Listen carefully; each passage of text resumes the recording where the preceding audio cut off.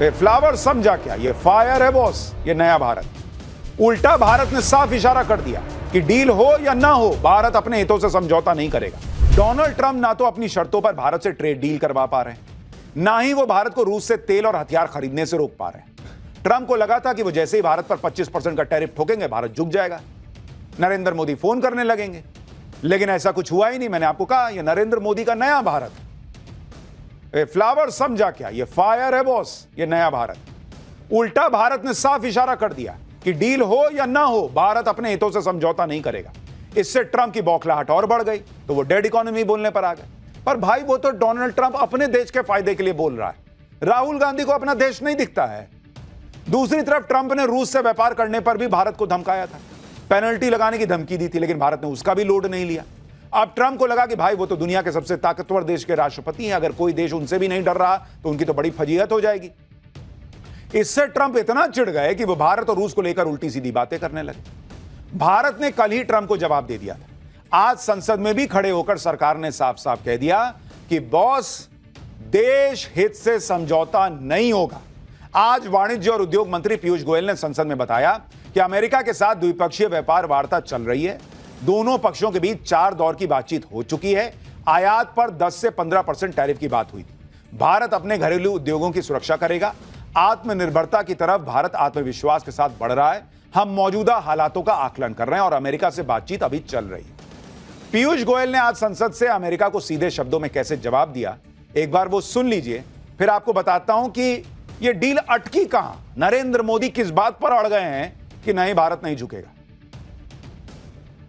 हम अपने राष्ट्रीय हितों को सुरक्षित करने और आगे बढ़ाने के लिए सभी आवश्यक कदम उठाएंगे। मात्र 1 दशक से भी कम समय में भारत फ्रैजाइल 5 अर्थव्यवस्थाओं में से निकलकर दुनिया की सबसे तेजी से बढ़ती प्रमुख अर्थव्यवस्था बन गया है।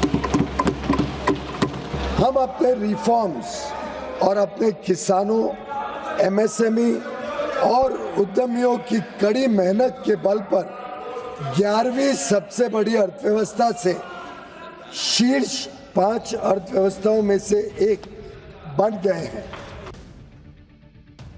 ट्रंप चाहते थे कि भारत तुरंत ट्रेड डील कर ले, जो ट्रंप कहे वो भारत मान ले, लेकिन नरेंद्र मोदी अड़े हुए हैं। और वो इसलिए अड़े हुए हैं क्योंकि बात हमारे किसानों की है, बात हमारे कारोबारियों की है।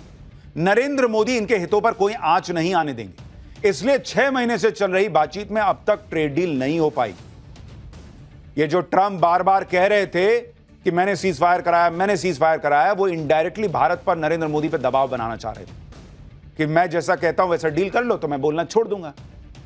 मोदी से ऐसे काम नहीं कराया जा सकता, वो भारत का हित नहीं छोड़ सकते बॉस। 4 बड़ी वजह हैं कि मामला अटका हुआ है। भारत अपना एग्रीकल्चर मार्केट अमेरिका के लिए खोलने को तैयार नहीं है, क्योंकि ऐसा हुआ तो इससे भारत के किसानों को नुकसान हो सकता है। यानी नरेंद्र मोदी इस देश के किसानों के लिए ट्रंप से भिड़े बैठे हैं और राहुल गांधी कह रहे हैं डेड इकोनॉमी। इसके अलावा डेयरी प्रोडक्ट्स और पशु फार्मिंग के बाजार को भारत नहीं खोलना चाहता, क्योंकि इस सेक्टर पर भारत में करोड़ों लोगों की जीविका आश्रित है।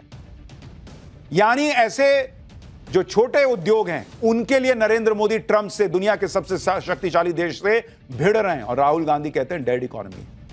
भारत रूस से तेल खरीदने की बात पर भी अड़ा हुआ है, क्योंकि भारत को रूस से सस्ता तेल मिल रहा है और इससे भारत तेल की महंगाई को रोक रहा है।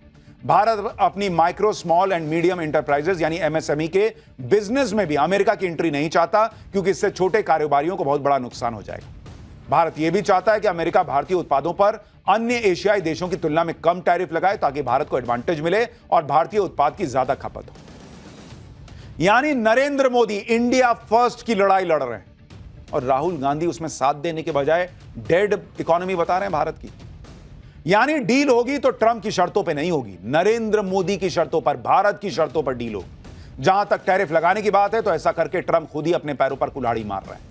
ट्रंप खुद ही अमेरिका को बर्बाद कर देंगे और अमेरिका की इकोनॉमी को ही डेड बना देंगे, क्योंकि टैरिफ लगाने से अमेरिका में भारत जो सामान भेजता है वो महंगा हो जाएगा। इस सामान की बड़ी कीमत अमेरिका की जनता को ही चुकानी होगी। आप देखिए कि भारत अमेरिका को क्या क्या सामान बेचता है। 2024 के दौरान भारत से अमेरिका एक्सपोर्ट किए गए प्रोडक्ट्स की अगर लिस्ट देखें तो 70,947 करोड़ रुपए के फार्मास्यूटिकल प्रोडक्ट्स गए, 56,933 करोड़ रुपए के टेलीकॉम प्रोडक्ट्स गए, 46,422 करोड़ रुपए के जेम्स और ज्वेलरी यानी कीमती पत्थर गए, 35,036 करोड़ रुपए के पेट्रोलियम प्रोडक्ट गए, 24,525 करोड़ रुपए के ऑटो पार्ट्स, 28,028 करोड़ रुपए का सोना और मेटल की ज्वेलरी, 24,525 करोड़ रुपए के रेडीमेड गारमेंट, 24,525 करोड़ रुपए के लोहे और स्टील से बना सामान। अमेरिका में यह सारा सामान अब महंगा होने वाला है, तो वहां ऑलरेडी महंगाई ज्यादा है, इकोनॉमी धीमे धीमे घोंगे की स्पीड से रगड़ रगड़ के बढ़ रही है, और तुम अपनी पब्लिक पे डाल दोगे कि भारत से जो सस्ता सामान आता है उसको तुम महंगा खरीदो। पब्लिक आप ही को गाली देगी ट्रंप साहब। ट्रंप के टैरिफ लगाने से अमेरिका में रहने वाले लोग ही परेशान हो जाएंगे, अमेरिका में इलाज महंगा हो जाएगा, इलाज में देरी होगी। आप सुनिए, चैंबर ऑफ कॉमर्स से जुड़े chairman of medical tourism Dilip Kumar खुद बता रहे हैं कि अमेरिका को उल्टा पड़ जाएगा यह मामला।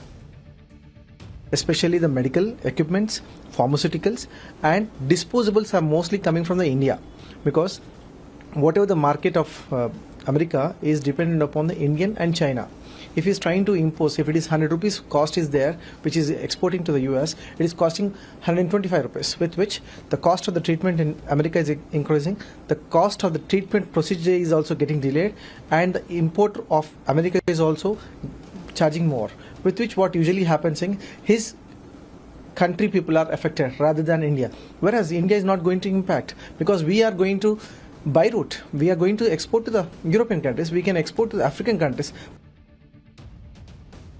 भाई भारत के पास पहली बात तो यह है कि हमारे पास खुद अपना इतना बड़ा बाजार मौजूद है। दूसरा, जैसा वो खुद ही बता रहे हैं एक्सपर्ट्स कि भाई भारत दूसरे मार्केट तलाश लेगा। तीसरी बात, मैंने आपको पहले ही बताया था कि नरेंद्र मोदी को पता था कि ट्रंप जो है इस दूसरे कार्यकाल में बहुत सनकी टाइप बिहेव कर रहे हैं, तो उन्होंने यूरोपीय यूनियन वगैरह वाला रास्ता ऑलरेडी तभी से तैयार करना शुरू कर दिया, और इसलिए भारत लोड नहीं ले रहा। लोड ट्रंप को लेना चाहिए बॉस, क्योंकि भारत से सस्ता सामान वहां पहुंचता है। भारत रूस से संबंधों को लेकर ट्रंप की धमकियों का लोड भारत नहीं ले रहा। आज ही भारत में रूस के राजदूत अलीपोव ने कहा है कि दोनों देशों के आर्थिक संबंधों को लेकर इसी साल शिखर सम्मेलन होना है, जिसमें शामिल होने के लिए राष्ट्रपति पुतिन भारत आ सकते हैं। उन्होंने कहा, हम भारत के साथ वित्तीय संबंधों को और मजबूत कर रहे हैं। दोनों देशों के रिश्ते व्यापार से कहीं आगे तक फैले हैं। दोनों देश पेमेंट सिस्टम और बैंकिंग इंफ्रा को आसान बना रहे हैं। इसका उद्देश्य वित्तीय लेन देन के लिए बाधा मुक्त वातावरण बनाना है। भारत न सिर्फ रूस से व्यापार बढ़ाने वाला है, बल्कि भारत रूस चीन मिलकर एक ऐसी तिकड़ी बनाने वाले हैं जो डोनाल्ड ट्रंप की भी हेकड़ी निकाल देगी। हम आपको पाठशाला में बता चुके हैं कि भारत रूस चीन की तिकड़ी डोनाल्ड ट्रंप को बहुत खटक रही है, बहुत डरा रही है। ट्रंप के टेंशन की एक बड़ी वजह यह भी है क्योंकि भारत रूस चीन एक हो गए तो उनकी ताकत के सामने कोई टिक नहीं पाएगा। दुनिया की 36% आबादी वाले इन तीनों देशों की जीडीपी को अगर जोड़ लिया जाए तो यह दुनिया की जीडीपी का 33% हो जाता है।